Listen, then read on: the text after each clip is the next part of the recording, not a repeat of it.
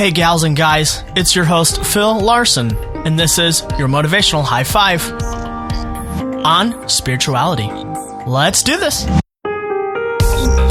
Hello, welcome to the short motivational show, your Motivational High Five, where we seek to get a motivational high in about 5 minutes, which is the reason for the play on words there. I got a review on iTunes of a 5-star rating from Love It or Leave It, but this person said, I'll be the first to admit that Phil is a little cheesy at times. That's true. I am. And that's okay. And if that ends up being my only criticism of the show, hey, I bring it on. And it wasn't really even criticism. It was the review said that it was a really effective show and it was important to them. So that's great. You know, a couple episodes ago, I presented the 31-day Rewire Challenge, and I'm wondering if any of you did it. I did it, and, you know, it took me a little more than 31 days. I missed a day here and there, but the truth is, like, you've worked on your own mental health that way and trying to teach yourself some positive stories. That's really good. Did you do it? Drop me a line, phil@thestoryshop.tv. One final thing I want to say.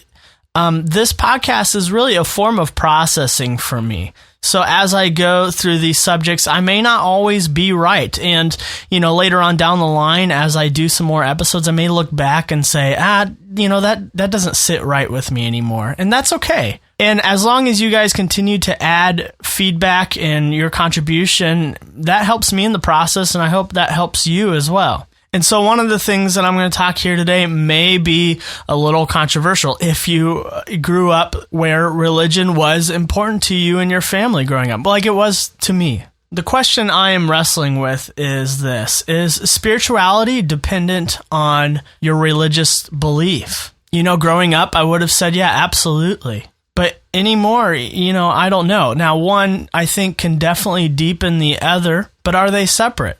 There's this great quote by Deepak Chopra that says, religion is belief in someone else's experience, while spirituality is having your own experience. And lately, I've been trying to run. One of the negative narratives I've gotten stuck in most of my adult life is saying I'm no runner. But I've been using the Couch to 5K interval running training app. And really what it's been doing, it's been a practice of mind over matter. You know, convincing myself that I can push through the pain as long as I continue to stay mentally sound and tell myself that I can do it while enduring this pain of running.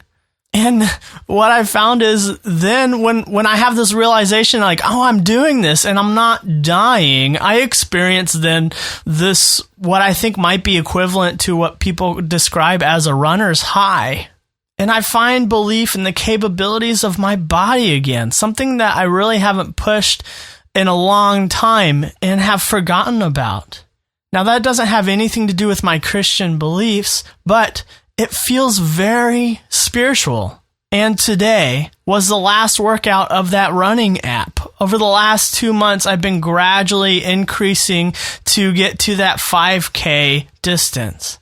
And today I reached it. I ran for half an hour and around 5K, which is 3 miles. And I've been experiencing this sort of spiritual awakening, in particular of the area of resentments in my life.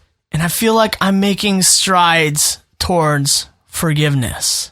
So I don't know. I'm figuring it out. But what I do know is I have a friend who's agnostic, and he feels and seems very spiritual to me.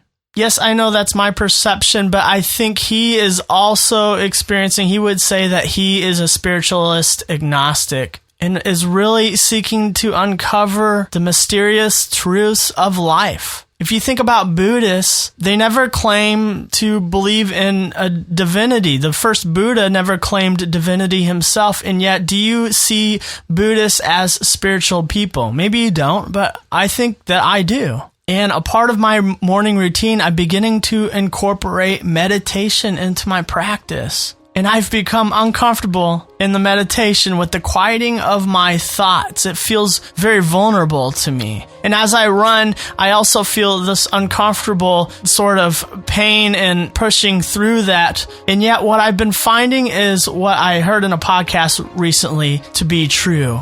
that the blessing is beyond your comfort zone. Sri Dayamata says this about spirituality. Spirituality lies not in the power to heal others, to perform miracles, or to astound the world with our wisdom, but in the ability to endure with right attitude whatever crosses we have to face in our daily lives, and thus to rise above them. Do you find yourself experiencing spiritual growth outside of your church or temple or mass or mosque? I think that's okay. Keep going. I hope you received some sort of motivation in the last 5 minutes that allows you to be okay with where you're at. And as you struggle to become more of a whole person, a whole version of you, and to be that really does involve spirituality, whether you like it or not. And in order to welcome that narrative into our lives, we choose at some point today to look at a reflection of ourselves in a mirror, and we say this in first person to ourselves. Will you decide at some point today to find a reflection of yourself and say this? Today, I can welcome spirituality as a necessary part of my own personal growth.